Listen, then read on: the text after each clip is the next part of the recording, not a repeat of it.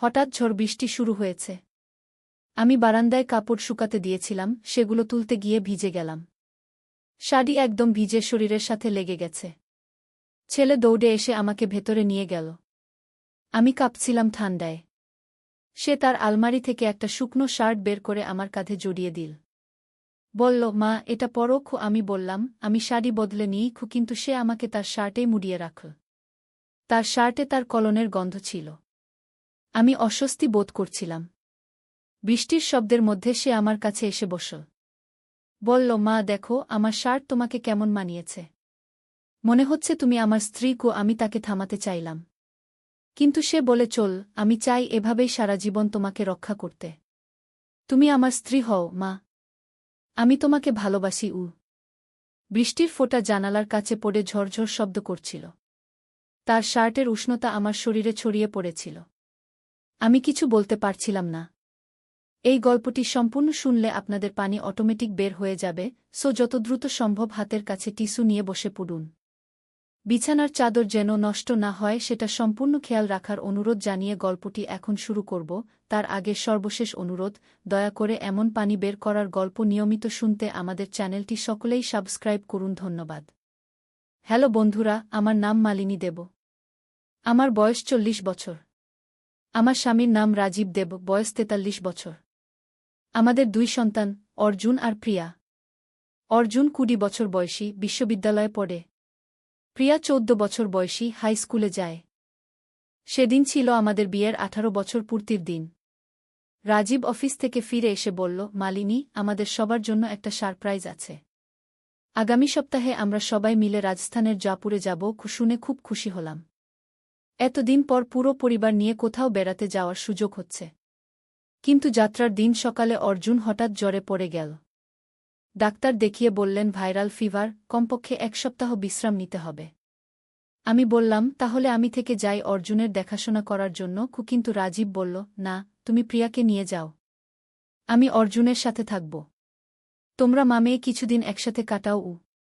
এভাবে আমি আর প্রিয়া দুজনে জয়পুরের উদ্দেশ্যে যাত্রা করলাম। বিমানে বসে প্রিয়া বলল, মা, তুমি জানো, আমি কতদিন ধরে তোমার সাথে একা কোথাও যেতে চাইছিলাম। আমি তার মাথায় হাত বুলিয়ে দিলাম। জয়পুরের হোটেলে পৌঁছে আমরা আমাদের রুমে গেলাম। প্রিয়া জানালার পাশে দাঁড়িয়ে বাইরের দৃশ্য দেখছিল। হঠাৎ সে চিৎকার করে বলল, মা, তুমি এদিকে আসো তো। ওই দেখো, ওই যে লোকটা আমাদের দিকে দূরবীন দিয়ে তাকিয়ে আছে। আমি দৌড়ে গিয়ে দেখি সত্যিই বিপরীত ভবনের ছাদে একজন লোক দূরবীন দিয়ে আমাদের রুমের দিকে তাকিয়ে আছে। আমি তাড়াতাড়ি পর্দা টেনে দিলাম। প্রিয়া ভয় পেয়ে আমার কাছে চলে এলো। মা, লোকটা কে হতে পারে? আমাদের কি করতে চায়? প্রিয়া কাঁপা কাঁপা গলা জিজ্ঞেস করল। আমি তাকে শান্ত করার চেষ্টা করলাম। হয়তো কোনো পর্যটক, কিংবা কোনো ভুল বোঝাবুঝি। চলো আমরা নিচে রিসেপশনে গিয়ে এই ব্যাপারে অভিযোগ করি। গিয়ে রিসেপশনে গিয়ে ম্যানেজারকে সব বললাম। তিনি আশ্বস্ত করে বললেন, আপনারা চিন্তা করবেন না, আমরা সিকিউরিটি বাড়িয়ে দেব। কিন্তু সন্ধ্যায় যখন আমরা হোটেলের রেস্তোরাঁও খেতে বসেছি, তখন আবার সেই একই লোককে দেখলাম। সে আমাদের টেবিল থেকে একটু দূরে বসে মাঝে মাঝে আমাদের দিকে তাকাচ্ছে। প্রিয়া আমার হাত চেপে ধরল। মা, ওই যে লোকটা, ওই যে আমাদের ফলো করছে। আমি ভয় পেয়ে গেলাম। এই প্রথম জীবনে এমন পরিস্থিতির সম্মুখীন হয়েছি। আমি ম্যানেজারকে ডাকলাম। কিন্তু ততক্ষণে লোকটা উধাও। সেই রাতে আমি ঠিকমতো ঘুমাতে পারলাম না। প্রিয়াও আমার পাশে আঁকড়ে শুয়ে থাকল। সকালে উঠে আমরা রাজস্থানের বিখ্যাত আমের দুর্গ দেখতে যাওয়ার পরিকল্পনা করেছিলাম। আমের দুর্গে পৌঁছে আমরা গাইডের সাথে দুর্গ ঘুরতে শুরু করলাম। প্রিয়া ইতিহাস খুব পছন্দ করে, তাই গাইডের প্রতিটি কথা মন দিয়ে শুনছিল। হঠাৎ একটা সরু গলিতে গিয়ে গাইড থমকে দাঁড়াল। এই গলিটার একটা রহস্যময় ইতিহাস আছে, গাইড বলল। বলা হয় এই গলিতে একটা গুপ্ত কক্ষ আছে যেখানে রাজা মান সিংহ তার গুপ্ত সম্পদ লুকিয়ে রেখেছিলেন। প্রিয়া উৎসাহিত হয়ে বলল, সত্যি? আমরা কি সেটা দেখতে পারি? গাইড হাসল। অনেকেই খোঁজার চেষ্টা করেছে, কিন্তু কেউ পায়নি। তবে স্থানীয় মানুষদের বিশ্বাস, যে ব্যক্তি খাঁটি মনে খোঁজ করবে সে অবশ্যই পাবে। গাইড চলে যাওয়ার পর প্রিয়া আমাকে বলল, মা, আমার খুব ইচ্ছা করছে এই গুপ্ত কক্ষটা খুঁজে বের করতে। আমি হাসলাম। তা তো খুবই কঠিন কাজ, মা। তাও চেষ্টা করে দেখি না কেন? আমার মনে হচ্ছে আমরা পারব। প্রিয়ার আগ্রহ দেখে আমিও রাজি হয়ে গেলাম। আমরা দেয়ালের গায়ে হাত দিয়ে ঠোকাঠুকি করতে শুরু করলাম। প্রায় 15 মিনিট পর প্রিয়া একটা জায়গায় হাত দিতেই একটা পাথর ভেতরের দিকে ঢুকে গেল। হঠাৎই দেয়ালের একটা অংশ সরে গিয়ে একটা গোপন পথ বের হল। আমরা দুজনেই অবাক হয়ে গেলাম। মা, আমরা সত্যিই পেয়ে গেছি, প্রিয়া খুশিতে চিৎকার করে উঠল। আমি একটু ভয় পেলাম। প্রিয়া, আমাদের হয়তো ভেতরে যাওয়া উচিত নয় গো। কিন্তু প্রিয়া আমার হাত ধরে বলল, প্লিজ মা, একটুখানি দেখি। আমার সারা জীবনের স্বপ্ন এমন একটা অ্যাডভেঞ্চার গু।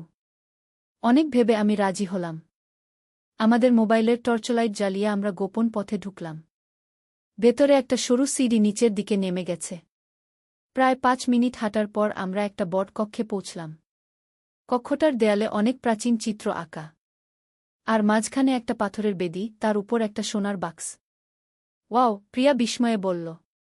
মা, আমরা সত্যি সত্যি রাজার গুপ্ত কক্ষ খুঁজে পেয়েছি। আমিও অবাক হয়ে চারদিক দেখছিলাম। হঠাৎ পেছন থেকে একটা গলার আওয়াজ শুনলাম। Very impressive. আমরা দুজনেই চমকে পিছু ফিরে তাকালাম। সেই একই লোক যে আমাদের ফলো করছিল। আমি প্রিয়াকে আমার পেছনে লুকানোর চেষ্টা করলাম। আপনি কে? আপনি আমাদের পিছু পিছু কেন আসছেন? লোকটা হাসল। আমার নাম সন্দীপ মিশ্র। আমি ভারতীয় প্রত্নতত্ত্ব বিভাগের একজন গবেষক।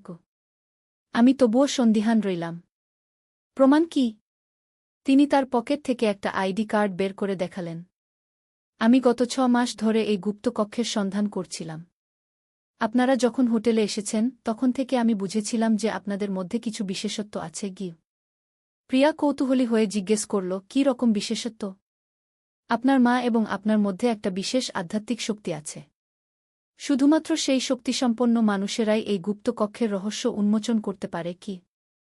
আমি তখনও সন্দিহান। তার মানে আপনি আমাদের ব্যবহার করতে চেয়েছেন? না, মিশ্র বললেন। আমি শুধু নিশ্চিত হতে চেয়েছিলাম যে আপনারা সত্যিই এই কক্ষ খুঁজে পাবেন। এবং আপনারা পেরেছেন। তিনি সোনার বাক্সটার দিকে তাকিয়ে বললেন, এই বাক্সে রাজা মান সিংহর ব্যক্তিগত দিনলিপি আছে।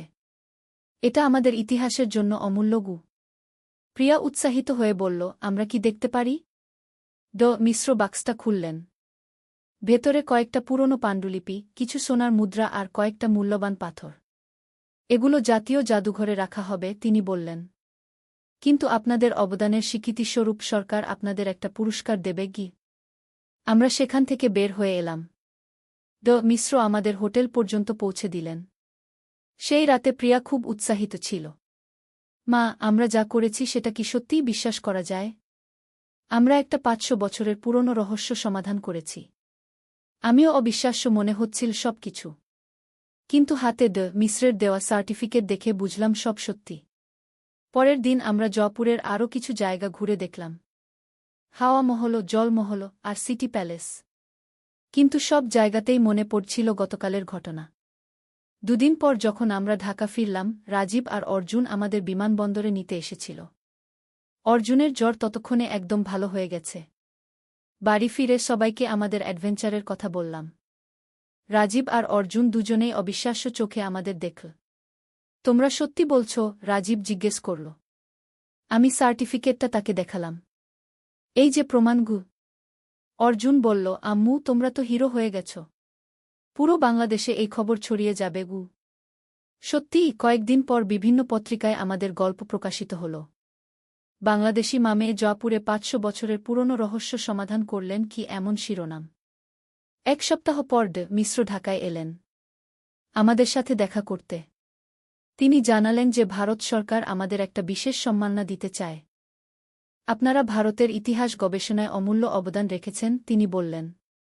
আগামী মাসে দিল্লিতে একটা অনুষ্ঠানে আপনাদের আমন্ত্রণ জানানো হচ্ছে গি।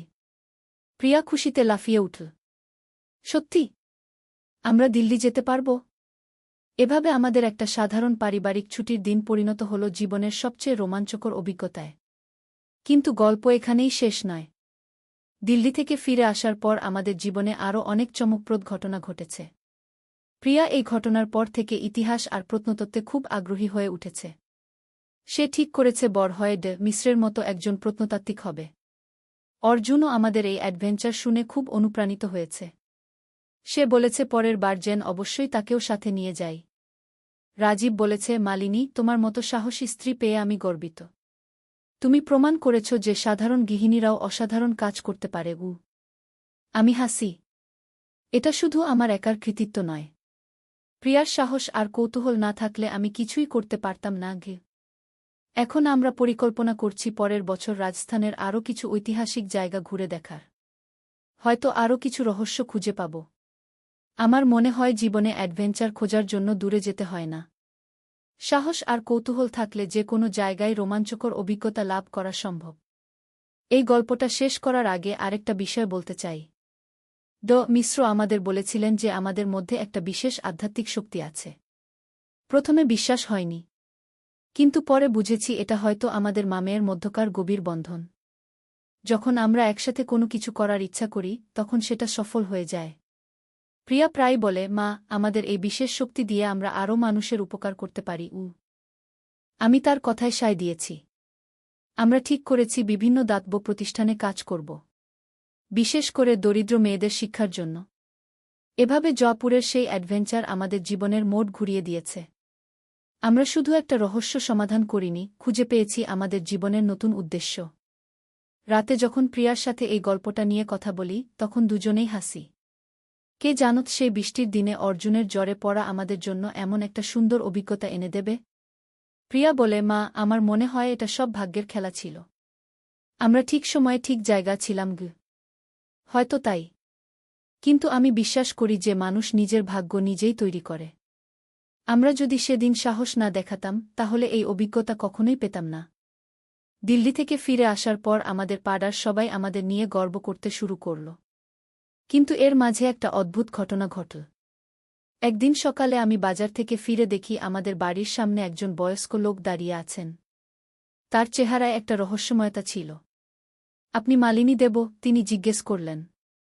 আমি হ্যাঁ সূচক মাথা নাড়লাম। আমার নাম প্রফেসর হরিহর চট্টোপাধ্যায়। আমি কলকাতা বিশ্ববিদ্যালয়ের প্রত্নতত্ত্ব বিভাগে কাজ করি। আপনাদের জয়পুরের ঘটনার কথা শুনেছি। আমি তাকে ভেতরে আসার অনুরোধ জানালাম। প্রিয়া স্কুল থেকে ফিরে এসে প্রফেসর সাহেবকে দেখে খুব উৎসাহিত হল। প্রফেসর চট্টোপাধ্যায় বললেন, আমি আপনাদের একটা প্রস্তাব দিতে এসেছি। বাংলাদেশে কয়েকটি প্রাচীন স্থাপনার রহস্য আজও অমীমাংসিত রয়েছে। আপনারা যদি আগ্রহী হন তাহলে আমাদের গবেষণা দলে যোগ দিতে পারেন। প্রিয়া তৎক্ষণাৎ বলল, আমি রাজি। কিন্তু আমি একটু দ্বিধায় পড়লাম। প্রফেসর সাহেব, আমি তো একজন সাধারণ গৃহিণী। আমার কি এই কাজের যোগ্যতা আছে? তিনি হাসলেন। মিসেস দেব, যোগ্যতা শুধু ডিগ্রিতে থাকে না। আপনার মধ্যে যে সজ্ঞা আর সাহস আছে সেটাই সবচেয়ে বড় যোগ্যতা। রাজীব অফিস থেকে এসে এই কথোপকথন শুনল। সে বলল, প্রফেসর সাহেব, আমি আমার পরিবারকে সমর্থন করব। কিন্তু নিরাপত্তার ব্যাপারে কি ব্যবস্থা থাকবে? অবশ্যই। আমাদের প্রতিটি অভিযানে প্রশিক্ষিত নিরাপত্তা কর্মীরা থাকেন। আপনারা চিন্তা করবেন না। প্রফেসর সাহেব আরও বললেন, প্রথম কাজটা হবে সোনারগাঁয়ের পানাম নগরে। সেখানে কয়েকটি ভবনের নিচে গুপ্ত কক্ষ আছে বলে ধারণা করা হয়। পানাম নগর। আমি ছোটবেলা থেকে এই জায়গার কথা শুনে এসেছি, কিন্তু কখনো যাওয়া হয়নি। অর্জুন বলল, আম্মু, এবার আমিও যাব। প্রফেসর চট্টোপাধ্যায় রাজি হলেন। তোমার বয়সী ছেলেমেয়েরা এই কাজে খুবই উৎসাহী হয়। তুমিও আসতে পারো। এভাবে ঠিক হলো পরের সপ্তাহে আমরা সোনারগাঁ যাব। সোনারগাঁ যাওয়ার আগের রাতে আমি ঠিকমতো ঘুমাতে পারলাম না। মনে নানা প্রশ্ন আসছিল। আমি কি সত্যিই এই কাজের উপযুক্ত? জয়পুরের ঘটনা কি শুধুই কাকতালীয় ছিল? পরের দিন সকালে যখন পানাম নগরে পৌঁছলাম দেখলাম প্রফেসর সাহেবের সাথে আরও ৩ জন গবেষক আছেন। তারা সবাই আমাদের খুব উষ্ণভাবে অভিজাত জানালেন। পানাম নগরের ধ্বংসাবশেষ দেখে আমি মুগ্ধ হয়ে গেলাম। কত সুন্দর স্থাপত্য! এক সময় এখানে কত মানুষের জীবনযাত্রা ছিল। প্রিয়া আর অর্জুন দুজনেই খুব উৎসাহিত। তারা প্রতিটি ভাঙা দেয়াল, প্রতিটি খিলান খুঁটিয়ে দেখছিল। প্রফেসর সাহেব আমাদের একটি বিশেষ ভবনের সামনে নিয়ে গেলেন। এই ভবনটির নাম নীলকুঠি। ব্রিটিশ আমলে এখানে নীল চাষের ব্যবসা হতো। কিন্তু স্থানীয় মানুষদের বিশ্বাস, এই ভবনের নিচে একটা গোপন সুড়ঙ্গ আছে যেটা নদী পর্যন্ত বিস্তৃত। অর্জুন কৌতূহলী হয়ে জিজ্ঞেস করল, কিন্তু সেটা কেউ খুঁজে পায়নি? অনেকেই চেষ্টা করেছে, কিন্তু সফল হয়নি। আমাদের ধারণা এই সুড়ঙ্গ দিয়ে ব্রিটিশরা গোপনে সোনাদানা পাচার করত। আমরা ভবনের ভেতরে ঢুকলাম। ভেতরটা অনেকটা ফাঁকা, শুধু দেয়ালে কিছু পুরনো ছবি আর লেখালেখি। প্রিয়া একটা কোণে গিয়ে দেয়ালের গায়ে হাত বুলাতে শুরু করল। মা, এই জায়গাটা অন্যদের থেকে আলাদা মনে হচ্ছে গিয়ে। আমি তার কাছে গিয়ে দেখলাম, সত্যিই দেয়ালের সেই অংশটা একটু ভিন্ন রঙের। অর্জুন বলল, এটা হয়তো পরে সিমেন্ট দিয়ে বন্ধ করা গিয়ে। প্রফেসর সাহেব এসে দেখলেন, তোমাদের পর্যবেক্ষণ শক্তি চমৎকার। চলো আমাদের যন্ত্রপাতি দিয়ে পরীক্ষা করে দেখি গু। প্রায় 1 ঘণ্টা বিভিন্ন যন্ত্র দিয়ে পরীক্ষার পর নিশ্চিত হওয়া গেল যে দেয়ালের ওই অংশের পেছনে একটা ফাঁকা জায়গা আছে। আমাদের খুব সাবধানে এই দেয়াল ভাঙতে হবে, প্রফেসর সাহেব বললেন, যাতে ভেতরের কোনো ক্ষতি না হয় গে। প্রায় 2 ঘণ্টা কাজ করার পর দেয়ালে একটা ছোট ছিদ্র করা হল। টর্চলাইট দিয়ে ভেতরে দেখা গেল একটা সিঁড়ি নিচের দিকে নেমে গেছে। এই যে, প্রিয়া আনন্দে চিৎকার করে উঠল। আমরা আবার সফল হয়েছি। কিন্তু এবার প্রফেসর সাহেব সাবধানতার সাথে এগোতে বললেন। প্রথমে তিনি একা নিচে নেমে দেখে এলেন। তারপর আমাদের ডাকলেন। নিচে নেমে দেখি একটা লম্বা সুড়ঙ্গ। সুড়ঙ্গের দেয়ালে কিছু কিছু জায়গায় ইট পড়ে গেছে। এই সুড়ঙ্গ সত্যিই নদী পর্যন্ত বিস্তৃত, প্রফেসর সাহেব বললেন। কিন্তু আমাদের আজ আর এগোনো উচিত নয়। পরে আরও প্রস্তুতি নিয়ে আসব গো। আমরা উপরে উঠে এলাম। প্রফেসর সাহেব আমাদের ধন্যবাদ দিলেন। আপনারা সত্যিই অসাধারণ। দুবার দুটো গুরুত্বপূর্ণ আবিষ্কার। রাস্তায় ফিরে আসার সময় অর্জুন বলল, আম্মু, আমাদের পরিবার কি সত্যিই কোনো বিশেষ ক্ষমতাসম্পন্ন? আমি হাসলাম। হয়তো আমাদের মধ্যে পর্যবেক্ষণ শক্তি ভালো। আর সবচেয়ে বড় কথা, আমরা একসাথে কাজ করি। প্রিয়া বলল, মা, আমার মনে হয় আমাদের আরও এমন কাজ করা উচিতকে। সত্যি বলতে আমিও এই কাজে ভালো লাগছিল। একটা নতুন জগতের দরজা খুলে গেছে আমাদের সামনে। সেই রাতে বাড়ি ফিরে রাজীবকে সব বললাম। সে বলল, মালিনী, তুমি যা করতে চাও আমি সমর্থন করব। কিন্তু নিরাপত্তার ব্যাপারে সাবধান থেকো গু। পরের সপ্তাহে প্রফেসর চট্টোপাধ্যায় আবার এলেন। এবার তিনি আমাদের আরও বড় একটা প্রজেক্টে যোগ দিতে বললেন। ময়নামতীতে একটা বৌদ্ধ বিহারের ধ্বংসাবশেষ আছে। সেখানে একটা প্রাচীন পুঁথি পাওয়ার সম্ভাবনা আছে। আপনারা কি আগ্রহী? এবার আমি কোনো দ্বিধা করলাম না। হ্যাঁ, আমরা যাব। ময়নামতীর অভিযান আরও রোমাঞ্চকর হয়েছিল। সেখানে আমরা শুধু একটা প্রাচীন পাণ্ডুলিপি পাইনি, পেয়েছিলাম কয়েকটা মূল্যবান ব্রোঞ্জ মূর্তিও। এভাবে গত 3 মাসে আমরা বাংলাদেশের 5টি প্রত্নতাত্ত্বিক স্থানে কাজ করেছি। প্রতিবারই কিছু না কিছু গুরুত্বপূর্ণ আবিষ্কার করেছি। এখন প্রিয়া আর অর্জুন দুজনেই ঠিক করেছে ভবিষ্যতে প্রত্নতত্ত্ব নিয়ে পড়াশোনা করবে। আমি এখনও বিশ্বাস করতে পারি না যে একজন সাধারণ গৃহিণী এমন কাজ করতে পারে। কিন্তু আমি বুঝেছি যে মানুষের সম্ভাবনার কোনো সীমা নেই। প্রিয়া প্রায় বলে, মা, তুমি আমার আইডল। তুমি প্রমাণ করেছ যে বয়স আর পেশা কোনো বাধা নয়। আমি তাকে বলি, প্রিয়া, এটা শুধু আমার একার কৃতিত্ব নয়। আমাদের পুরো পরিবারের সাপোর্ট আর তোমাদের উৎসাহ আমাকে এগিয়ে নিয়ে গেছে গি। রাজীব এখন আর আপত্তি করে না আমাদের অভিযানে। বরং সে গর্ব করে সবাইকে বলে, আমার স্ত্রী একজন প্রত্নতাত্ত্বিক। আর সেই বৃষ্টির দিনের কথা, অর্জুনের সেই রোমান্টিক কথাবার্তা, সেটা এখন আমাদের পরিবারের একটা হাসির গল্প। অর্জুন নিজেই মাঝে মাঝে লজ্জা পায়। আম্মু, আমি তখন জ্বরে পাগল হয়ে গিয়েছিলাম, সে বলে। কিন্তু আমি জানি সেই দিনটাই আমাদের জীবনের মোড় ঘুরিয়ে দিয়েছিল। যদি আমি আর প্রিয়া একা জয়পুর না যেতাম, তাহলে হয়তো কখনোই এই নতুন জগতের সন্ধান পেতাম না। জীবন সত্যিই অদ্ভুত। কখন কোন ঘটনা আমাদের ভবিষ্যৎ বদলে দেয় তা কেউ জানে না। আমি এখন বিশ্বাস করি যে প্রতিটি মানুষের মধ্যেই লুকিয়ে আছে অসাধারণ ক্ষমতা। শুধু প্রয়োজন সেটাকে বের করে আনার সাহসের।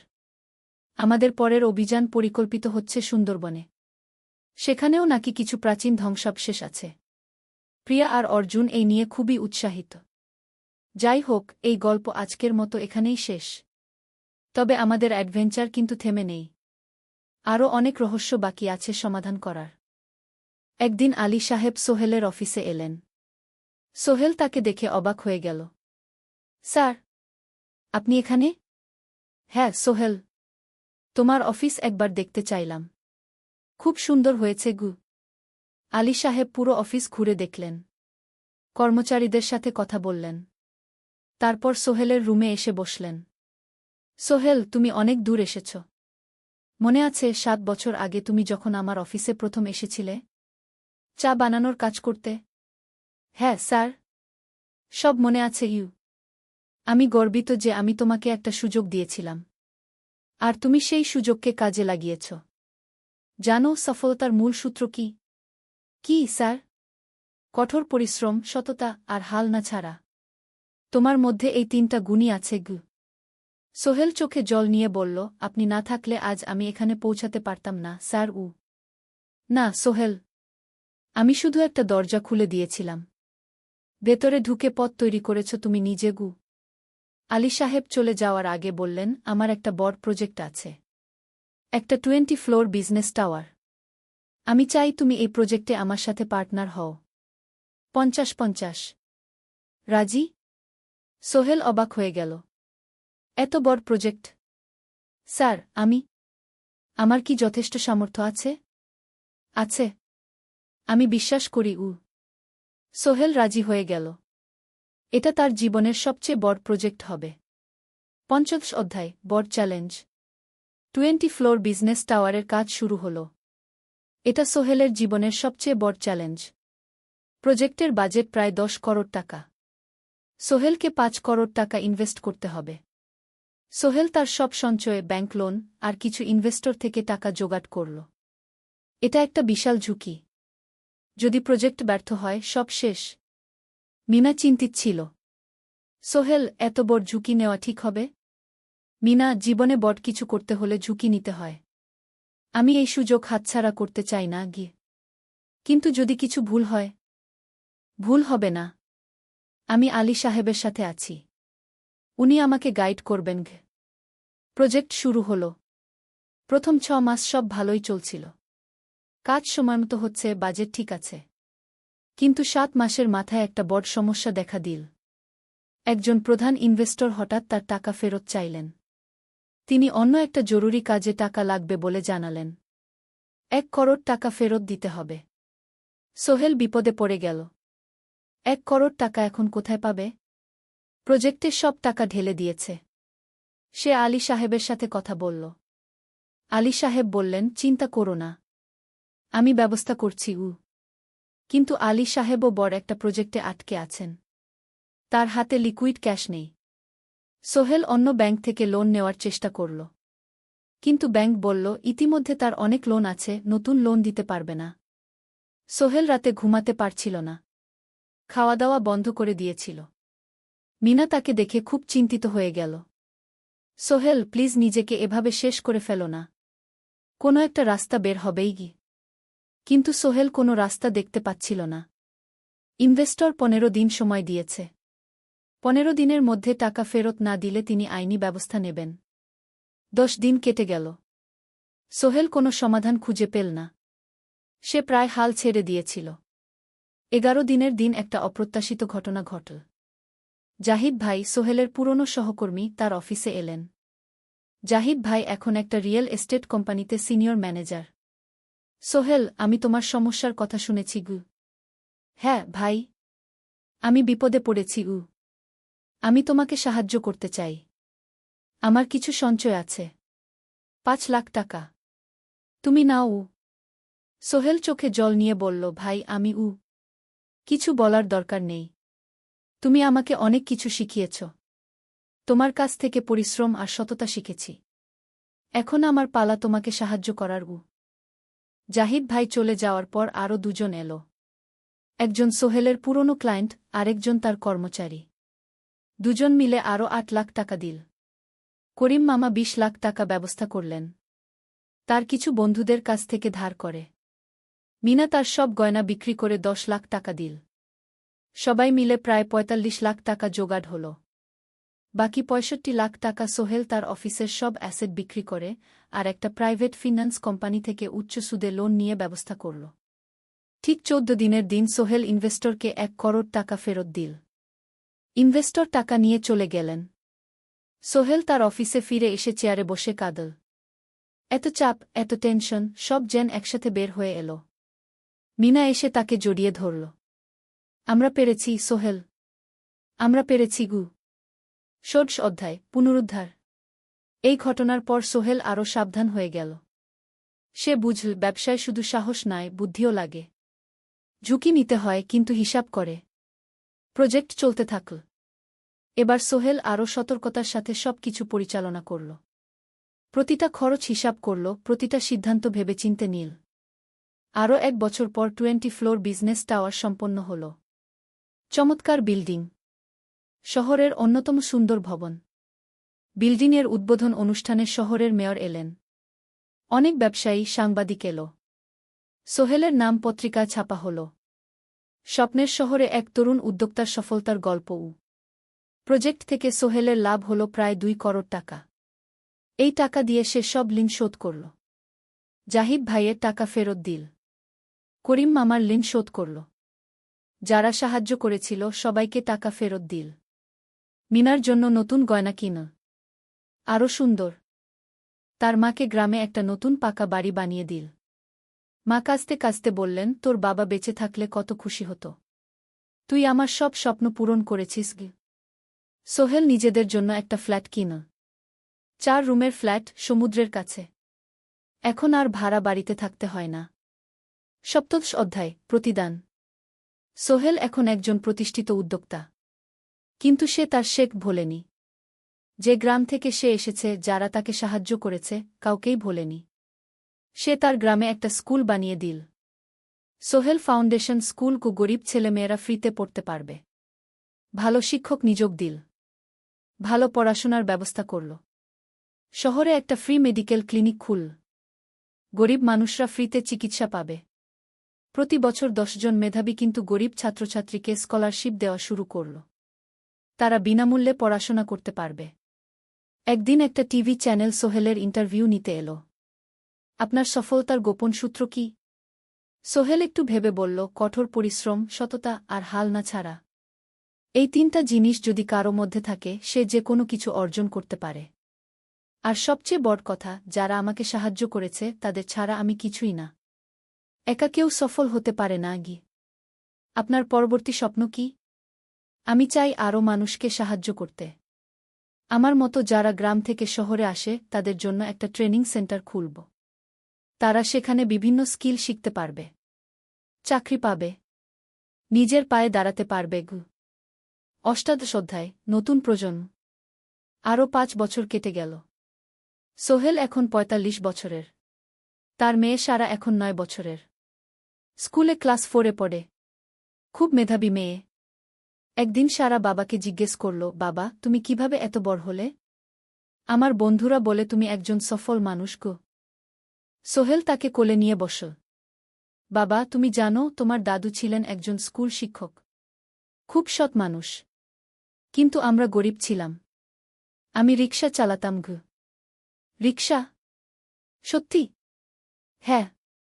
তারপর আমি এই শহরে এলাম। অনেক কষ্ট করেছি। কিন্তু হাল ছাড়িনি। মানুষ আমাকে সাহায্য করেছে। আর আমি কঠোর পরিশ্রম করেছি। বাবা, আমিও কি তোমার মতো হতে পারব? অবশ্যই পারবে বাবা। তবে মনে রেখো, সফলতা মানে শুধু টাকা পয়সা না। সফলতা মানে ভালো মানুষ হওয়া, অন্যদের সাহায্য করা, সৎ থাকা গু। সারা মাথা নাডল। আমি ভালো মানুষ হব বাবাগু। সোহেল তার মেয়েকে জড়িয়ে ধরল। মনে মনে ভাবল, তার জীবনের সব কষ্ট সার্থক হয়েছে। মিনা রান্নাঘর থেকে ডাকল, খাবার তৈরি। এসো। সোহেল সারাকে নিয়ে ডাইনিং টেবিলে গেল। ঋতু এসেছে। সে এখন বিয়ে করেছে, তার একটা ছেলে হয়েছে। সোহেলের মা মাঝে মাঝে চট্টগ্রামে বেড়াতে আসেন। আজও এসেছেন। সবাই মিলে খেতে বসল। হাসিগল্পে ভরা পরিবার। সোহেল তাকাল তার মায়ের দিকে, মিনার দিকে, সারার দিকে, ঋতুর দিকে। মনে হল, জীবনে আর কি চাই? খাওয়া শেষে সবাই বসে রইল। গল্প করছিল। হঠাৎ সোহেলের ফোন বাজল। অফিস থেকে। একটা জরুরি বিষয়। সোহেল ফোন রেখে দিয়ে মিনাকে বলল, একটা নতুন প্রজেক্টের প্রস্তাব এসেছে। একটা এতিমখানা বানানোর কাজ। সরকারি প্রজেক্ট। তুমি নেবে? অবশ্যই। এটা আমার স্বপ্নের প্রজেক্ট। যেসব বাচ্চাদের বাবা মা নেই তাদের জন্য একটা সুন্দর জায়গা। মিনা হাসল। তুমি কখনো বদলাও না। এখনো অন্যদের কথা ভাবো। এটাই তো জীবন, মিনা। শুধু নিজের জন্য বাঁচলে কি হবে? 49 অধ্যায়, উত্তরাধিকার। 10 বছর আরও কেটে গেল। সোহেল এখন 55 বছরের। তার চুলে পাক ধরেছে।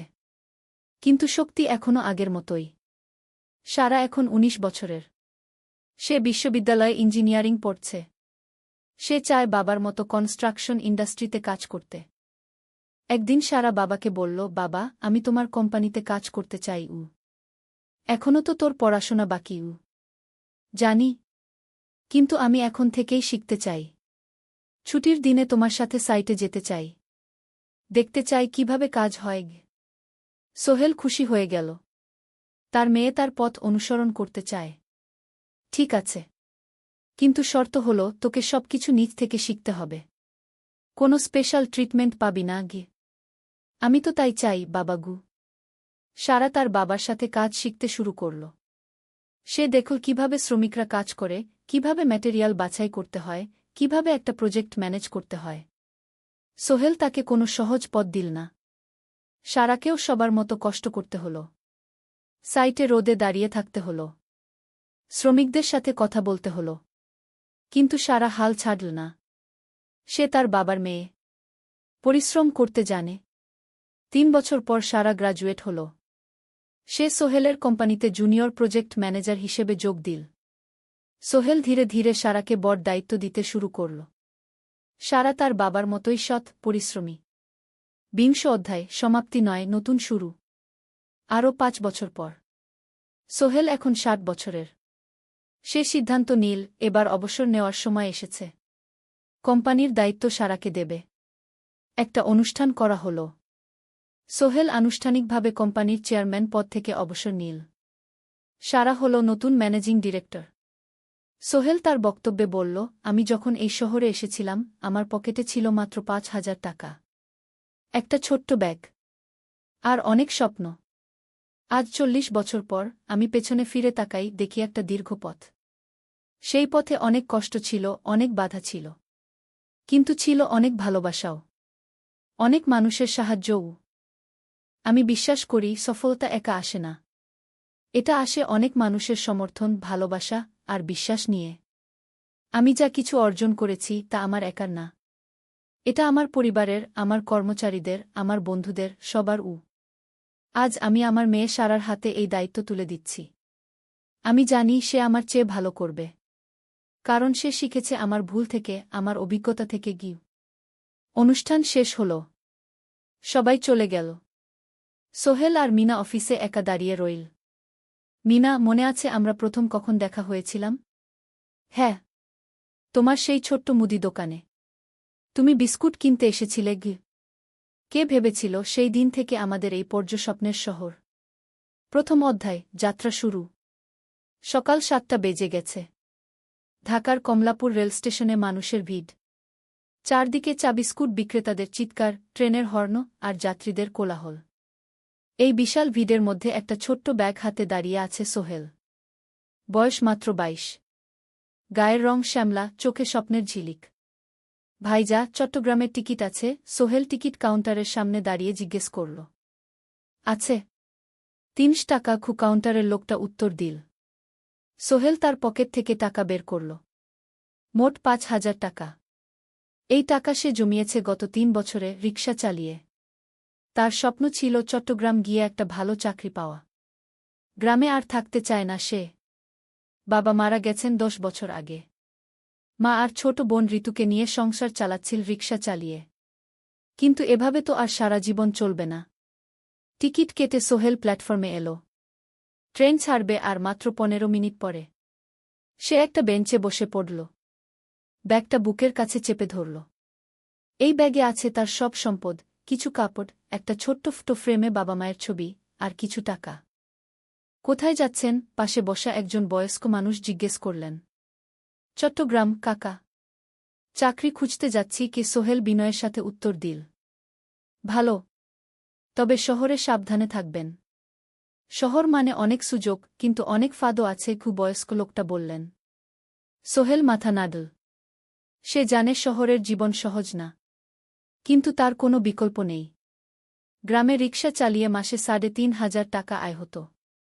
তার মধ্যে সংসার চালাতে হতো, বোনের স্কুলের খরচ দিতে হতো, মায়ের ওষুধের খরচ দিতে হতো। কিছুই বাঁচত না। আর এই জীবন থেকে বেরোনোর একটাই পথ, শহরে গিয়ে ভালো কাজ খুঁজে নেওয়া। সোহেল মনে মনে ভাবল তার বাবার কথা। বাবা ছিলেন একজন স্কুল শিক্ষক। খুব সৎ মানুষ ছিলেন। সবসময় বলতেন, সোহেল, তুই লেখাপড়া শিখে বড় মানুষ হবি। আমাদের পরিবারে আর কেউ বড় চাকরি করেনি। তুই করবি। কিন্তু বাবা যখন মারা গেলেন তখন সোহেল মাত্র এসএসসি পরীক্ষা দিয়েছে।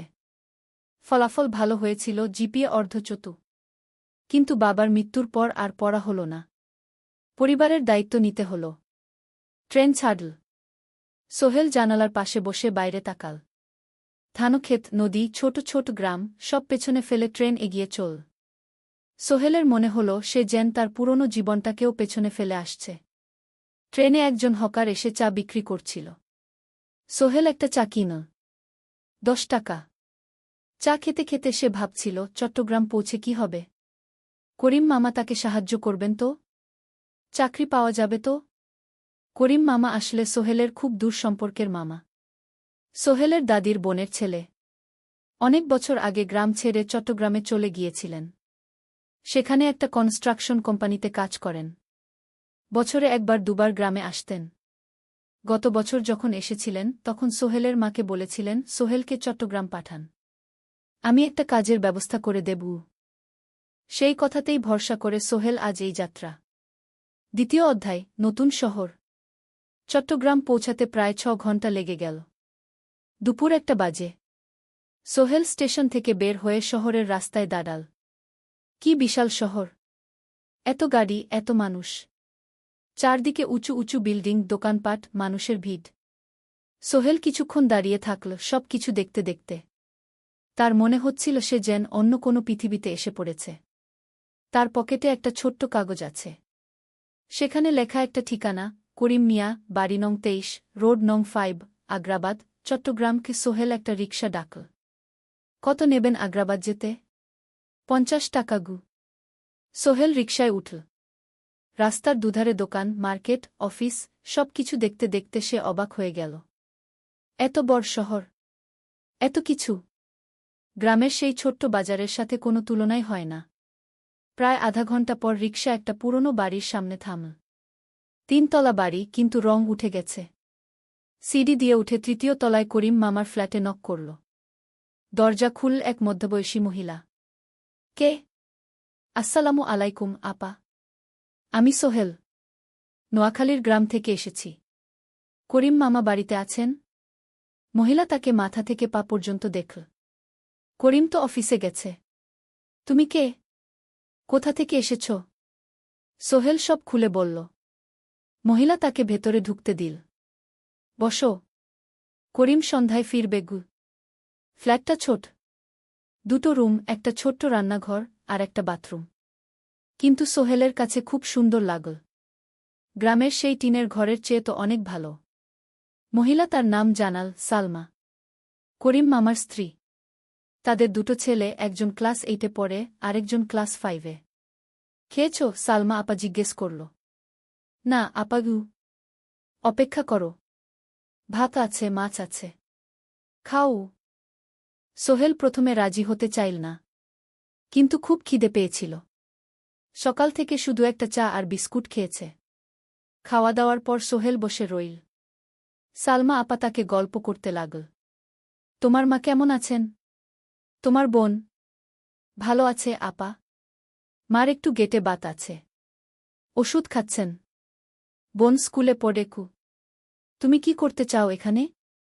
চাকরি খুঁজছি আপা। যে কোনো কাজ করব। বাসায় মা আর বোনকে টাকা পাঠাতে হবে। সালমা আপা মাথা নাড়ল। করিম তোমার জন্য কিছু একটা করবে। সে ভালো মানুষ গ। সারাদিন অপেক্ষা করল সোহেল। সন্ধ্যা 6টায় করিম মামা ফিরলেন। 50-এর কাছাকাছি বয়স, কালো রঙের প্যান্ট শার্ট পরা, হাতে একটা ব্যাগ। আরে সোহেল, কবে এলি? করিম মামা খুশি হয়ে বললেন। আজ সকালে মামা করিম মামা তাকে জড়িয়ে ধরলেন। অনেকদিন পর দেখলাম। কেমন আছিস? ভালো আছি মামা ভালো করেছিস এসে। এখানে অনেক সুযোগ আছে। তোর জন্য একটা কাজের ব্যবস্থা করে দেব। তবে প্রথমে কয়েকদিন এখানে থাক।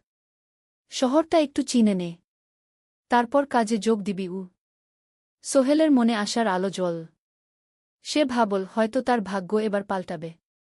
তৃতীয় অধ্যায়, প্রথম চাকরি।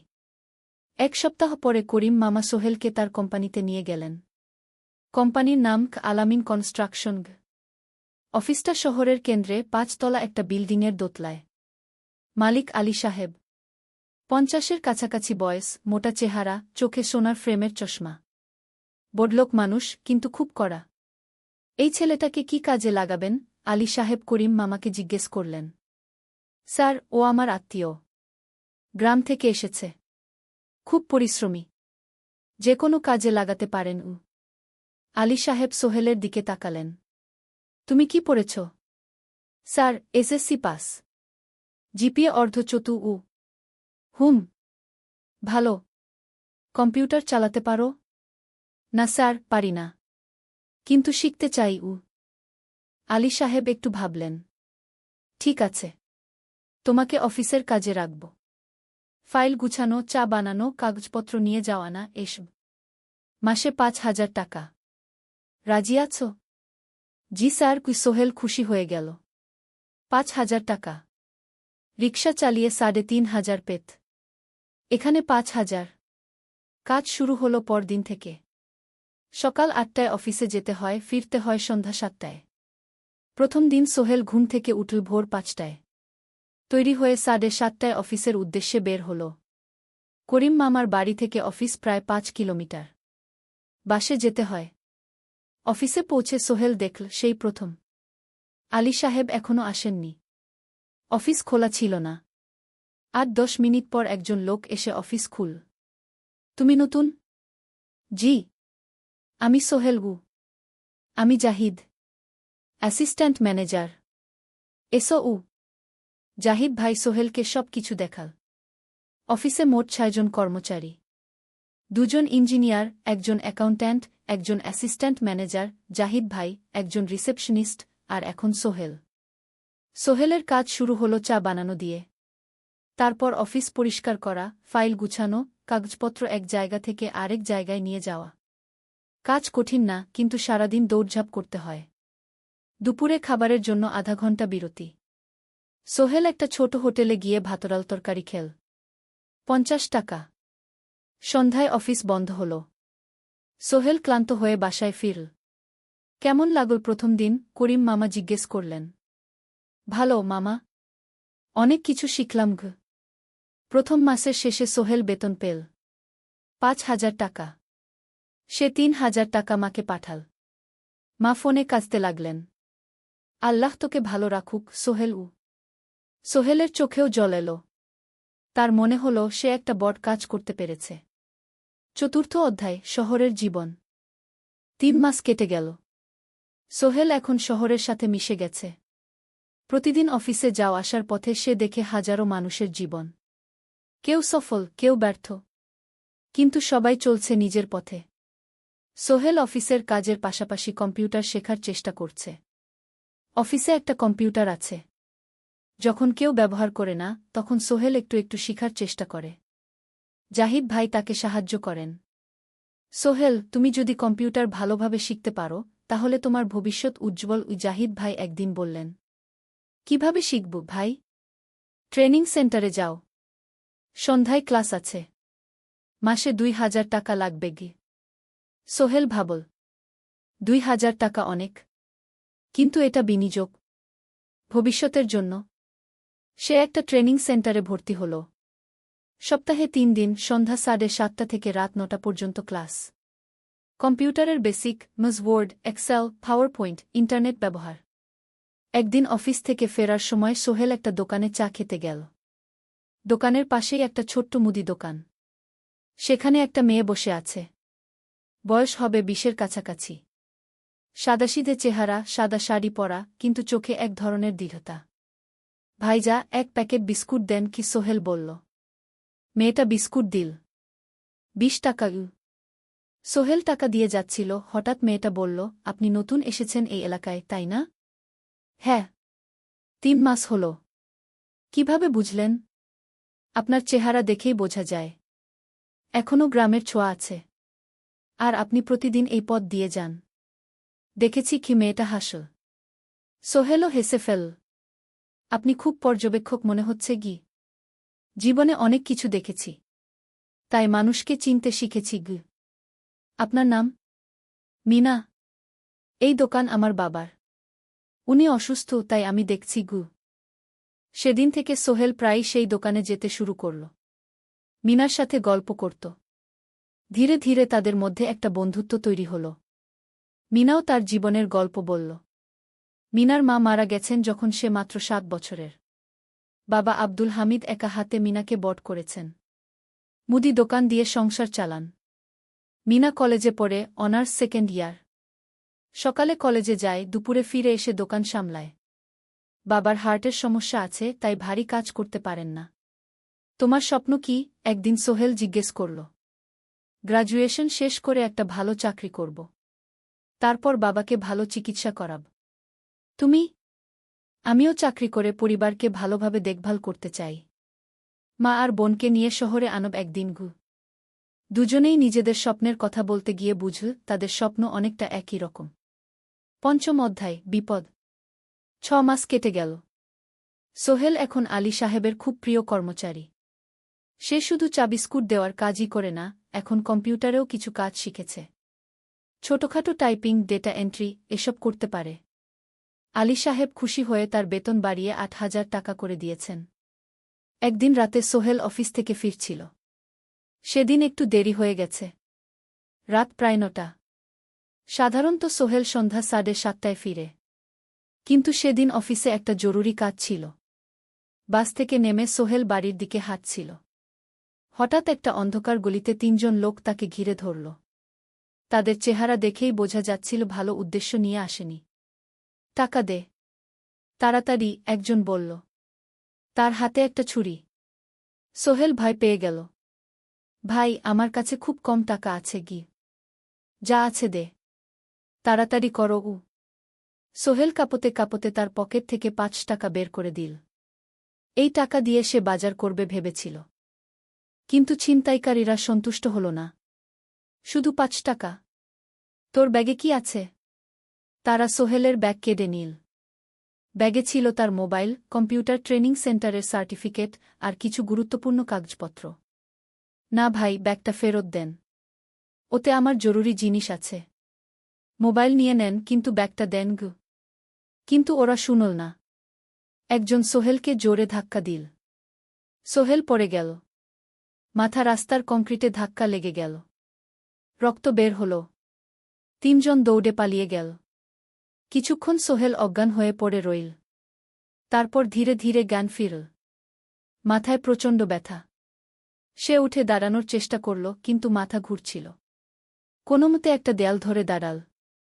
একজন পথচারী তাকে দেখে থামল। কি হয়েছে ভাই? ছিনতাই হয়েছে গি। এসো, আমি তোমাকে হাসপাতালে নিয়ে যাই। কিন্তু সোহেল রাজি হল না। না, ঠিক আছি। বাড়ি যেতে পারব। সে কোনোমতে করিম মামার বাড়িতে পৌঁছাল। দরজা খুলেই সালমা আপা চিৎকার করে উঠলেন। ও আল্লাহ! কি হয়েছে? করিম মামা দৌড়ে এলেন। সোহেলকে ভেতরে নিয়ে গেলেন। তার মাথায় জল ঢেলে রক্ত পরিষ্কার করলেন। ক্ষতটা বেশ গভীর। হাসপাতালে যেতে হবে কি? করিম মামা বললেন। তারা একটা অটোরিকশা নিয়ে নিকটস্থ হাসপাতালে গেলেন। ডাক্তার সোহেলের মাথায় 3টা সেলাই দিলেন। বলল, 1 সপ্তাহ বিশ্রাম নিতে হবে। কোনো ভারী কাজ করা যাবে না। হাসপাতাল থেকে ফিরে সোহেল শুয়ে রইল। তার মনে হচ্ছিল সবকিছু শেষ হয়ে গেছে। মোবাইল চলে গেছে, গুরুত্বপূর্ণ কাগজপত্র চলে গেছে। এখন 1 সপ্তাহ অফিস করতে পারবে না। পরদিন সকালে করিম মামা আলী সাহেবকে ফোন করে সব জানালেন। আলী সাহেব বললেন, ঠিক আছে। সোহেল ভালো হয়ে এলে আসবে। চিন্তার কিছু নেই গি। মিনা যখন এই খবর শুনল, সে সন্ধ্যায় সোহেলকে দেখতে এল। করিম মামার বাড়িতে। সাথে এনেছিল কিছু ফল। কি হয়েছিল? মিনা চিন্তিত গলায় জিজ্ঞেস করল। সোহেল সব বলল। মিনা রেগে গেল। এই শহরে এখন অনেক অপরাধ বেড়ে গেছে। পুলিশ কিছু করে না। তুমি পুলিশে রিপোর্ট করেছ? না। লাভ নেই। তবুও করা উচিত। তোমার মোবাইলটা হয়তো খুঁজে পাওয়া যাবে কি? করিম মামা সোহেলকে নিয়ে পুলিশ স্টেশনে গেলেন। জেনারেল ডায়েরি করলেন। কিন্তু পুলিশ খুব একটা আশা দিল না। দেখি কিছু করা যায় কিনা গু। সোহেল বুঝল মোবাইল আর ফিরবে না। সেই এক সপ্তাহ সোহেলের জীবনের সবচেয়ে কঠিন সময় ছিল। সে শুধু শারীরিকভাবেই ক্ষতিগ্রস্ত হয়নি, মানসিকভাবেও ভেঙে পড়েছিল। প্রতিরাতে দুঃস্বপ্ন দেখত। সেই ৩ জন ছিনতাইকারীর মুখ ভুলতে পারছিল না। মিনা প্রায় প্রতিদিন আসত।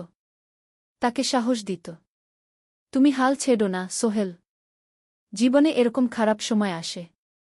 কিন্তু এটা কাটিয়ে ওঠাই হলো আসল বীরত্ব। সোহেলের মা গ্রাম থেকে ফোন করতেন। করিম মামার মোবাইল থেকে। তুই ভালো আছিস তো? সোহেল মাকে সব সত্যি বলেনি। শুধু বলেছে, হ্যাঁ মা, ভালো আছি। একটু জ্বর হয়েছিল। এখন ভালো। ১ সপ্তাহ পর সোহেল আবার অফিসে গেল। আলী সাহেব তাকে দেখে খুশি হলেন। কেমন আছো? ভালো আছি স্যার।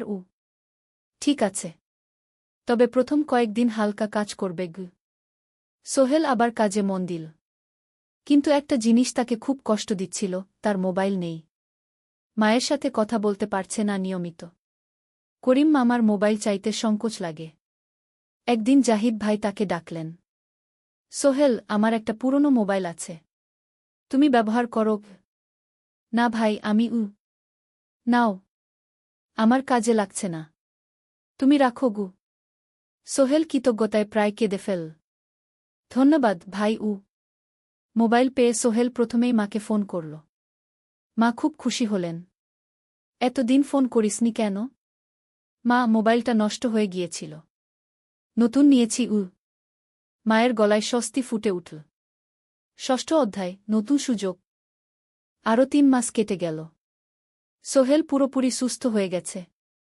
তার জীবন আবার স্বাভাবিক হয়ে এসেছে। সে এখন কম্পিউটার ট্রেনিং শেষ করেছে। সার্টিফিকেট পেয়েছে। কিন্তু একটা ঘটনা তার জীবনে বড় পরিবর্তন নিয়ে এল।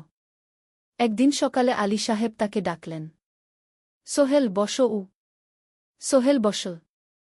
মনে একটু ভয় লাগছিল। আলী সাহেব কি তাকে বকবেন? সোহেল, তুমি তো এখন কম্পিউটার চালাতে পারো? জি স্যার, একটু একটু শিখেছি। ভালো। আমি তোমার কাজ দেখছি। তুমি খুব পরিশ্রমী আর সৎ। আমাদের কোম্পানিতে এরকম মানুষের দরকার গু। সোহেল কিছু বুঝতে পারছিল না। আমি তোমাকে একটা সুযোগ দিতে চাই। আমাদের কোম্পানি একটা ট্রেনিং প্রোগ্রাম চালু করছে নতুন কর্মচারীদের জন্য। ৬ মাসের কোর্স। কম্পিউটার, অ্যাকাউন্টিং, ভবন নির্মাণের হিসাব নিকাশ, প্রজেক্ট ম্যানেজমেন্ট সব শিখবে। কোম্পানি সব খরচ দেবে। ট্রেনিংয়ের সময় তোমার বেতনও চলবে। রাজি আছো? সোহেল বিশ্বাস করতে পারছিল না। স্যার, সত্যি? আমাকে এত বড় সুযোগ দিচ্ছেন? হ্যাঁ। তুমি ভালো ছেলে, পরিশ্রমী। আমি তোমাকে এগিয়ে দিতে চাই। ভবিষ্যতে তুমি এই কোম্পানির একজন গুরুত্বপূর্ণ কর্মচারী হবে। সোহেল কৃতজ্ঞতায় প্রায় কেঁদে ফেল। ধন্যবাদ স্যার। আমি কঠোর পরিশ্রম করব। আমি জানি। সেদিন সন্ধ্যায় সোহেল মিনার দোকানে গেল। মিনাকে খবরটা দিল। মিনা খুব খুশি হল। তার চোখে জল এসে গেল। তুমি পারবে সোহেল। আমি জানি। সোহেল তার মা আর বোনকেও ফোন করে খবরটা দিল। মা কাঁদতে লাগলেন। তোর বাবা বেঁচে থাকলে কত খুশি হতো। ট্রেনিং শুরু হলো পরের মাস থেকে। প্রতিদিন সকালে ৩ ঘন্টা ক্লাস, তারপর বাকি সময় অফিসের কাজ। ক্লাসে ৫ জন নতুন কর্মচারী। সবাই তরুণ, উৎসাহী। শিক্ষক ছিলেন একজন অভিজ্ঞ ইঞ্জিনিয়ার। নাম রহিম স্যার। তিনি খুব ভালোভাবে সব কিছু বুঝাতেন। কম্পিউটার, অ্যাকাউন্টিং, এক্সেলে জটিল ক্যালকুলেশন, প্রজেক্টের বাজেট তৈরি, সময় ব্যবস্থাপনা সব। সোহেল পুরো মনোযোগ দিয়ে শিখতে লাগল। সন্ধ্যায় বাড়ি ফিরে প্র্যাকটিস করত। করিম মামার ছেলের কাছ থেকে একটা ল্যাপটপ ধার নিত কখনো কখনো। 6 মাস পরে ট্রেনিং শেষ হল। সবাই সার্টিফিকেট পেল। আলী সাহেব একটা অনুষ্ঠান করলেন। সোহেল সেরা পারফর্মার হিসেবে একটা বিশেষ পুরস্কার পেল, 5,000 টাকা বোনাস। আলী সাহেব ঘোষণা করলেন, সোহেল, আজ থেকে তুমি আমাদের জুনিয়র অ্যাকাউন্ট অ্যাসিস্ট্যান্ট। তোমার বেতন 15,000 টাকা গু। সোহেল অবাক হয়ে গেল। 8,000 থেকে 15,000, প্রায় দ্বিগুণ। সেদিন রাতে সোহেল ঘুমাতেই পারল না। খুশিতে, উত্তেজনায় তার চোখে ঘুম নেই। সে ভাবল তার জীবন কিভাবে বদলে যাচ্ছে। 2 বছর আগে যে রিকশা চালাত, আজ সে একটা নামকরা কোম্পানির অ্যাকাউন্ট অ্যাসিস্ট্যান্ট। 7ম অধ্যায়, প্রেম ও প্রস্তাব। 1.5 বছর হয়ে গেল সোহেলের চট্টগ্রাম আসার। সে এখন একজন সফল যুবক। তার মা গ্রামে খুব খুশি। প্রতি মাসে সোহেল 10,000 টাকা পাঠায়। ছোট বোন ঋতু এখন কলেজে ভর্তি হয়েছে সোহেলের পাঠানো টাকায়। মায়ের চিকিৎসাও ভালোভাবে হচ্ছে। মিনার সাথে সোহেলের সম্পর্ক এখন আর শুধু বন্ধুত্ব নয়। দুজন দুজনকে ভালোবাসে। কিন্তু কেউ কাউকে সরাসরি বলার সাহস পায়নি। প্রতিদিন দেখা হয়, গল্প হয়, কিন্তু সেই একটা কথা বলা হয়ে ওঠে না। একদিন শুক্রবার ছুটির দিন। সোহেল মিনাকে বলল, আজ কি একটু ঘুরতে যাবে? কোথায়? পতেঙ্গা বিচ। তুমি কি কখনো গেছ? না। কিন্তু আমার দোকান গু। শুক্রবার। তোমার বাবা সামলাবে গু। মিনা রাজি হয়ে গেল। দুপুরে দুজনে বাস নিয়ে পতেঙ্গা গেল। সমুদ্র দেখে মিনা অবাক হয়ে গেল। কি সুন্দর! দুজনে বালিতে বসল। ঢেউয়ের শব্দ শুনতে শুনতে গল্প করছিল। হঠাৎ সোহেল বলল, মিনা, তোমার সাথে কিছু বলার ছিল। বলো। সোহেল একটা লম্বা শ্বাস নিল। তুমি জানো, আমি তোমাকে ভালোবাসি। মিনা হাসল। তার চোখ ভিজে গেল। জানি। আমিও তোমাকে ভালোবাসি, সোহেল গু। সোহেল অবাক হয়ে গেল। সত্যি? হ্যাঁ। অনেকদিন ধরেই জানি। তুমি আমার জীবনে এসে সব কিছু বদলে দিয়েছ। তোমার সাথে থাকলে আমার মনে হয় আমি যে কোনো কিছু করতে পারব গু। দুজনে কিছুক্ষণ চুপ করে বসে রইল। সমুদ্রের ঢেউ এসে পায়ে লাগছিল। সূর্য পশ্চিমে ঢলে পড়ছে। আকাশ লালকুমলা হয়ে গেছে। কিন্তু আমার বাবার সাথে কথা বলতে হবে কি? মিনা বলল। আমি তৈরি। যখন বলবে তখন বলবো। পরের সপ্তাহে সোহেল মিনার বাবার সাথে কথা বলল। আব্দুল হামিদ সাহেব প্রথমে একটু দ্বিধা করলেন। তুমি কোনো পরিবারের ছেলে? তোমার বাবা কি করতেন? সোহেল সব সত্যি বলল। তার বাবা ছিলেন স্কুল শিক্ষক। মারা গেছেন 10 বছর আগে। মা গ্রামে থাকেন। ছোট বোন কলেজে পড়ে। তুমি নিজে কি করো? আমি আলামিন কনস্ট্রাকশন কোম্পানিতে জুনিয়র অ্যাকাউন্ট অ্যাসিস্ট্যান্ট। মাসে 15,000 টাকা বেতন। আব্দুল হামিদ সাহেব ভাবলেন। তারপর বললেন, দেখো, মিনা আমার একমাত্র সন্তান। তার মা নেই। আমি একা তাকে বড় করেছি। আমি চাই মিনা একজন ভালো ছেলের সাথে বিয়ে হোক। তুমি দেখতে ভালো ছেলে মনে হচ্ছে। কিন্তু আমাকে তোমার মায়ের সাথে দেখা করতে হবে। তোমার পরিবারকে জানতে হবে। জি আঙ্কেল। আমি ব্যবস্থা করছি। সোহেল খুশিতে আটখানা। সে সেদিন রাতেই তার মাকে ফোন করল। মাকে সব বলল। মা প্রথমে অবাক হলেন। তারপর খুশি হলেন। মিনা মেয়েটা কেমন? খুব ভালো, মা। তুমি দেখলে পছন্দ করবে। ঠিক আছে। আমি আর ঋতু আসছি চট্টগ্রাম। 2 সপ্তাহ পর সোহেলের মা আর বোন চট্টগ্রাম এলো। সোহেল তাদের নিয়ে মিনার বাড়িতে গেল। 2 পরিবার একসাথে বসল। মিনার বাবা সোহেলের মাকে দেখে খুশি হলেন। সোহেলের মা সহজ সরল ভদ্রমহিলা। আপনার ছেলে খুব ভালো। মিনা তাকে পছন্দ করে। আমিও রাজি। আব্দুল হামিদ সাহেব বললেন। আমার সোহেল সৎ ছেলে। মিনাকে খুব ভালোবাসে। আমি জানি ও মিনাকে সুখে রাখবে। কি? সোহেলের মা বললেন। বিয়ের তারিখ ঠিক হল 3 মাস পর। এই 3 মাসে সোহেল যথেষ্ট টাকা জমাবে। বিয়ে হবে সাদামাটা কিন্তু সুন্দর। 8ম অধ্যায়, নতুন পথ। 3 মাস কেটে গেল দ্রুত। সোহেল প্রতিদিন কঠোর পরিশ্রম করছিল। অফিসে তার কাজের প্রশংসা হচ্ছে। আলী সাহেব তাকে এখন ছোটখাটো প্রজেক্টের হিসাব দেখতে দিচ্ছেন। সোহেল তার সঞ্চিত টাকা দিয়ে বিয়ের আয়োজন করল। বিয়ে হল মিনার বাড়ির কাছের একটা কমিউনিটি সেন্টারে। খুব বেশি লোক আসেনি। দুই পরিবারের আত্মীয়-স্বজন আর অফিসের কয়েকজন সহকর্মী। কিন্তু অনুষ্ঠান ছিল খুব সুন্দর। সোহেল যখন মিনাকে বিয়ের পোশাকে দেখল, তার মনে হল পৃথিবীর সবচেয়ে সুন্দর মেয়ে সে। লাল শাড়ি পরা, মুখে হালকা মেকআপ, কিন্তু তার স্বাভাবিক সৌন্দর্য ছিল আসল। বিয়ের পর সোহেল একটা ছোট্ট ফ্ল্যাট ভাড়া নিল। 2 রুমের ফ্ল্যাট, মাসে ভাড়া 5,000 টাকা। মিনা এখনও তার পড়াশোনা চালিয়ে যাচ্ছে। আরও 1 বছর বাকি গ্র্যাজুয়েশন শেষ হতে। সোহেলের মা আর বোন গ্রামে ফিরে গেল। মা বলে গেলেন, সোহেল, মিনাকে ভালো রাখিস। মেয়েরা অনেক ত্যাগ করে সংসার করতে গু। জানি মা গু। নতুন জীবন শুরু হল। সোহেল সকালে অফিসে যায়, সন্ধ্যায় ফেরে। মিনা সকালে কলেজে যায়, দুপুরে ফিরে রান্না করে, ঘর গোছায়। সন্ধ্যায় দুজনে একসাথে বসে পড়াশোনা করে, গল্প করে, টিভি দেখে। জীবন সুন্দর ছিল। কিন্তু চ্যালেঞ্জও ছিল। মাসিক খরচ, ভাড়া 5,000, বাজার 3,000, বিদ্যুৎ গ্যাস 1,000, মায়ের জন্য 5,000, মিনার কলেজের খরচ 1,200। মোট প্রায় 14,000 টাকা। বাঁচত মাত্র 1,000 খানেক। কিন্তু সোহেল হাল ছাড়ল না। সে সন্ধ্যায় একটা কম্পিউটার ট্রেনিং সেন্টারে পার্ট টাইম পড়ানো শুরু করল। সপ্তাহে 3 দিন 2 ঘন্টা করে। এতে মাসে আরও 3,000 টাকা আসতে লাগল। মিনাও বসে থাকল না। সে বাড়িতে বসে কয়েকজন স্কুলের ছাত্রছাত্রীকে টিউশন পড়াতে শুরু করল। মাসে 2,000 টাকা আয়। এভাবে কেটে গেল 6 মাস। দুজন মিলে পরিবার চালাচ্ছে, স্বপ্ন দেখছে। একদিন সোহেল বলল, মিনা, আমি একটা নতুন স্বপ্ন দেখছি গু। কি? আমি নিজে একটা ছোট্ট কনস্ট্রাকশন কোম্পানি খুলতে চাই। ছোট ছোট প্রজেক্ট নেব। বাড়ি মেরামত, ছোট বিল্ডিং বানানো, এসব। তোমার কি যথেষ্ট অভিজ্ঞতা আছে? আছে। আমি 2 বছর ধরে এই কাজের সাথে জড়িত। অনেক কিছু শিখেছি। আর আলী সাহেবও আমাকে সাহায্য করবেন গু। কিন্তু টাকা কোথায়? কোম্পানি খুলতে তো অনেক টাকা লাগবে গি। আমি জমাচ্ছি। আরও 1 বছর কাজ করব।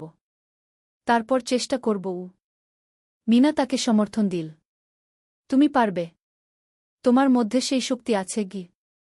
9ম অধ্যায়, চ্যালেঞ্জের সময়। কিন্তু ভাগ্য সবসময় অনুকূলে থাকে না।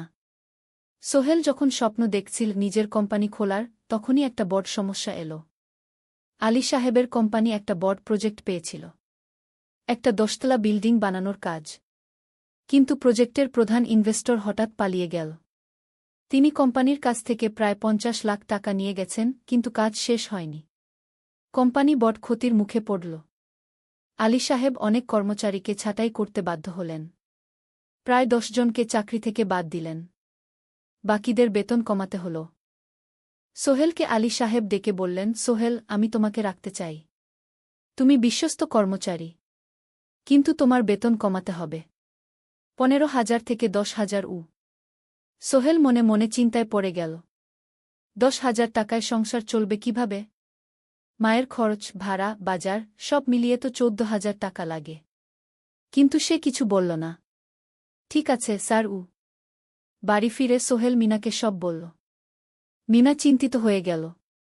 এখন কি হবে? চিন্তা করো না। আমি পার্ট টাইম টিউশনির সময় বাড়াব। আর তুমিও বেশি করে টিউশন নাও। কিন্তু আমার তো পড়াশোনাও আছে গি। জানি। কিন্তু এখন এটাই করতে হবে গু। সোহেল সন্ধ্যায় আরও 2টো জায়গায় পার্ট টাইম কাজ খুঁজল। একটা দোকানে সন্ধ্যায় হিসাব দেখার কাজ পেল। মাসে 2,000 টাকা।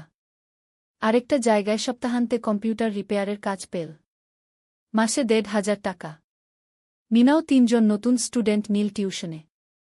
তার আয় বাড়ল 2,000 থেকে 3,500-এ। কঠিন সময় ছিল। সোহেল সকাল 8টায় অফিসে যেত, সন্ধ্যা 6টায় ফিরত। তারপর একটু বিশ্রাম নিয়ে 7:30টায় বের হতো পার্ট টাইম কাজে। রাত 10টায় বাড়ি ফিরত। রবি সোমবার কম্পিউটার রিপেয়ারের কাজ।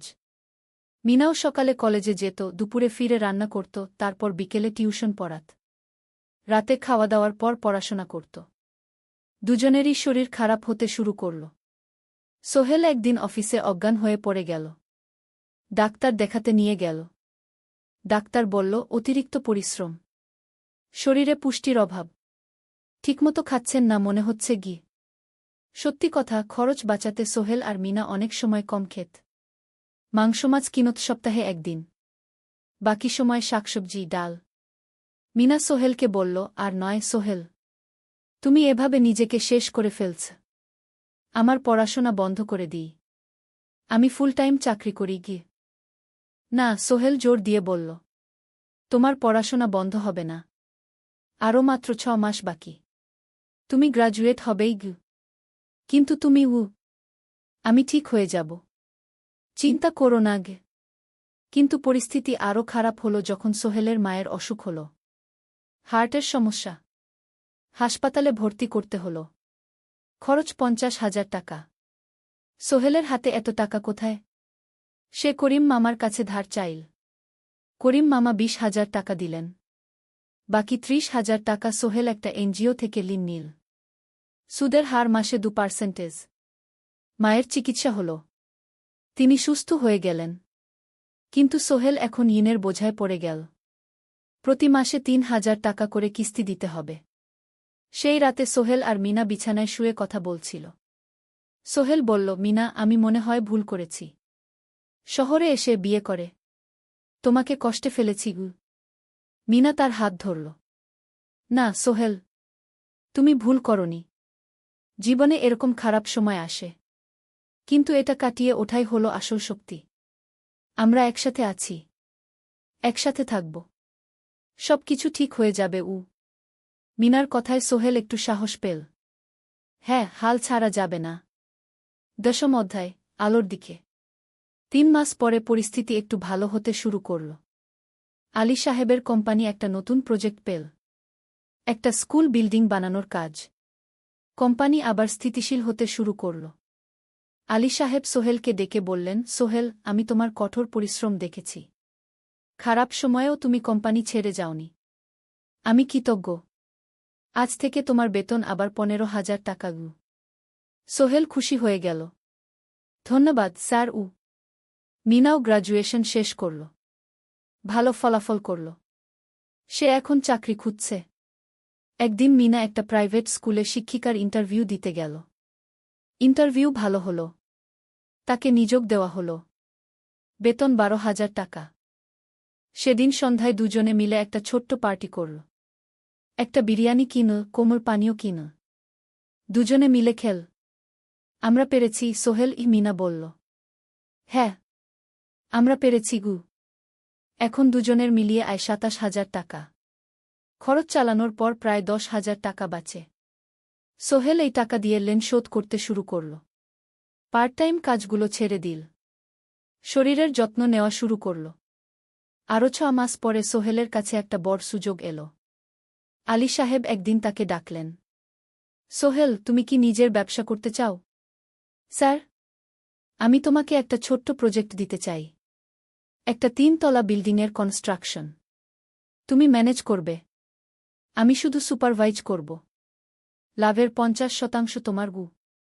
সোহেল ভাবল, এটা একটা বড় সুযোগ, কিন্তু ঝুঁকিও আছে। যদি কাজটা ভালোভাবে না হয়? স্যার, আমি চেষ্টা করব, কিন্তু যদি ভুল হয়? ভুল হবে না, আমি তোমার উপর বিশ্বাস রাখছি, তুমি পারবে গু। সোহেল রাজি হয়ে গেল। এই প্রজেক্ট তার জীবনে টার্নিং পয়েন্ট হতে পারে। 11 অধ্যায়, স্বপ্ন পূরণের পথে। পরের 6 মাস সোহেল খুব কঠোর পরিশ্রম করল। প্রজেক্টটা ম্যানেজ করা সহজ ছিল না। শ্রমিক নিযোগ, ম্যাটেরিয়াল কেনা, কাজের তদারকি, সময়মতো কাজ শেষ করা, সব দায়িত্ব তার। প্রথম 2 মাস খুব চাপের মধ্যে গেল। একদিন একজন শ্রমিক কাজ করতে গিয়ে আহত হল। সোহেল তাকে হাসপাতালে নিয়ে গেল, তার চিকিৎসার খরচ দিল। এতে প্রজেক্টের বাজেট একটু বাড়ল, কিন্তু সোহেল জানত এটা করা দরকার। আরেকদিন ভুল ম্যাটেরিয়াল ডেলিভারি হল। সোহেল সেগুলো ফেরত পাঠাল, সঠিক জিনিস আনাল। এতে 3 দিন দেরি হল, কিন্তু কাজের মান ঠিক রইল। মিনা তাকে সবসময় সাপোর্ট করছিল। সে এখন চাকরিতে স্থিতিশীল। স্কুলের বাচ্চারা তাকে পছন্দ করে। প্রিন্সিপাল তার কাজে খুশি। প্রজেক্ট শেষ হল 6 মাসে, সময়মতো বাজেটের মধ্যে। বিল্ডিংয়ের মালিক খুব খুশি হলেন। তিনি আলী সাহেবকে ধন্যবাদ দিলেন। আলী সাহেব বললেন, ধন্যবাদ আমাকে না, এই ছেলেকে দিন। সোহেল পুরো প্রজেক্ট ম্যানেজ করেছে। প্রজেক্ট থেকে মোট লাভ হল 3 লাখ টাকা। সোহেল পেল 1.5 লাখ টাকা। তার জীবনে এত টাকা এই প্রথম। সে করিম মামার ঋণ শোধ করল, এনজিওর বাকি ঋণ শোধ করল। তারপর তার মাকে 50,000 টাকা পাঠাল। মা দিয়ে গ্রামের বাড়িটা একটু মেরামত করাল, বোন ঋতুর জন্য একটা ল্যাপটপ কিনল। বাকি টাকা দিয়ে সোহেল একটা ব্যাংক অ্যাকাউন্টে জমা রাখল ভবিষ্যতের জন্য। আলী সাহেব সোহেলকে আরও 2টো প্রজেক্ট দিলেন। এবার একটু বড়। সোহেল আত্মবিশ্বাসের সাথে সেগুলোও শেষ করল। 2 বছর পরে সোহেল সিদ্ধান্ত নিল, এবার নিজের কোম্পানি খোলার সময় এসেছে। দ্বাদশ অধ্যায়, নতুন শুরু। সোহেল তার সব জমানো টাকা দিয়ে একটা ছোট্ট অফিস ভাড়া নিল। 2 রুমের অফিস। একটা রুমে কাজের জায়গা, আরেকটায় ছোট্ট মিটিং রুম। অফিসের সামনে একটা বোর্ড লাগাল, Sohel construction and development. Mina তাকে সাহায্য করছিল। সে অফিসের অ্যাকাউন্টস দেখত সন্ধ্যায় স্কুল থেকে ফিরে। দুজন মিলে একটা টিম। প্রথমে ছোট ছোট কাজ নিল। বাড়ি মেরামত, দোকান সংস্কার, ছোট বিল্ডিং কনস্ট্রাকশন। কাজের মান ভালো রাখার চেষ্টা করল। সময়মতো শেষ করল। দাম ন্যায্য রাখল। ধীরে ধীরে সোহেলের সুনাম ছড়িয়ে পড়ল। মানুষ তাকে বিশ্বাস করত। তার কাছে নতুন নতুন কাজ আসতে লাগল।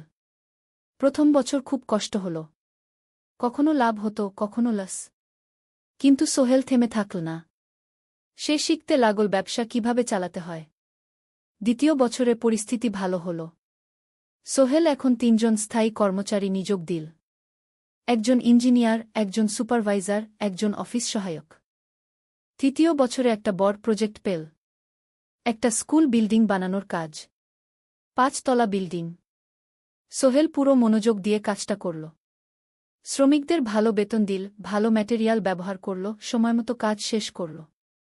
স্কুল কর্তৃপক্ষ খুব খুশি হল। তারা সোহেলের কাজের প্রশংসা করল। এই প্রজেক্ট থেকে সোহেল প্রায় 5 লাখ টাকা লাভ করল। এই টাকা দিয়ে সে আরও ভালো একটা অফিস নিল। আরও কর্মচারী নিয়োগ দিল। এখন তার কোম্পানিতে 10 জন স্থায়ী কর্মচারী। প্রজেক্ট অনুযায়ী আরও শ্রমিক নিয়োগ দেওয়া হয়। ত্রয়োদশ অধ্যায়, পরিবার। এদিকে সোহেল আর মিনার সংসারেও খুশির খবর এল। মিনা গর্ভবতী। 9 মাস পর তাদের একটা মেয়ে হল। নাম রাখল সারা। সারা যখন জন্মাল, সোহেলের মা আর বোন চট্টগ্রামে এল। মা 1 মাস থেকে গেলেন। মিনাকে সাহায্য করলেন। সোহেল এখন একটা বড় ফ্ল্যাট ভাড়া নিয়েছে। 3 রুমের ফ্ল্যাট। একটা রুমে সোহেল, মিনা, একটায় সারা, আরেকটায় অতিথি রুম। মায়ের জন্য সোহেল সিদ্ধান্ত নিল তাকে চট্টগ্রামে নিয়ে আসবে। গ্রামে একা থাকা ঠিক না। কিন্তু মা রাজি হলেন না। না বাবা, আমি গ্রামেই থাকব। এখানে আমার পরিচিত মানুষ আছে। তোর বোনকে নিয়ে যা। ও ঢাকায় পড়ছে, চট্টগ্রামে এনে ভালো কোথাও ভর্তি করিয়ে দেগি। সোহেল তাই করল। ঋতুকে চট্টগ্রাম বিশ্ববিদ্যালয়ে ভর্তি করিয়ে দিল। ঋতু এখন সোহেলের ফ্ল্যাটে থাকে, বিশ্ববিদ্যালয়ে পড়ে। সোহেলের মনে হল তার জীবন এখন পরিপূর্ণ। স্ত্রী, মেয়ে, বোন সবাই তার কাছে। ব্যবসা ভালো চলছে। মা গ্রামে সুখে আছেন। চতুর্দশ অধ্যায়, সফলতা শিখরে। 5 বছর কেটে গেল। সোহেল এখন একজন সফল উদ্যোক্তা। তার কোম্পানি কি সোহেল কনস্ট্রাকশন অ্যান্ড ডেভেলপমেন্ট এখন চট্টগ্রামে বেশ পরিচিত। প্রায় 30 জন কর্মচারী তার অধীনে কাজ করে। সোহেল এখন শুধু ছোট প্রজেক্ট করে না, বড় বড় প্রজেক্টও করে। একটা 8 তলা বিজনেস কমপ্লেক্স বানানোর কাজ পেয়েছে। একটা হাসপাতাল বিল্ডিং বানাচ্ছে। মিনা এখনও স্কুলে পড়ায়। সে এখন ভাইস প্রিন্সিপাল। সাথে সোহেলের কোম্পানির অ্যাকাউন্টস ম্যানেজার। 2 জন মিলে ব্যবসা চালা। সারা এখন 4 বছরের। স্কুলে ভর্তি হয়েছে। খুব চালাক মেয়ে। ঋতু বিশ্ববিদ্যালয় থেকে গ্রাজুয়েট হয়ে একটা ব্যাংকে চাকরি পেয়েছে। একদিন আলী সাহেব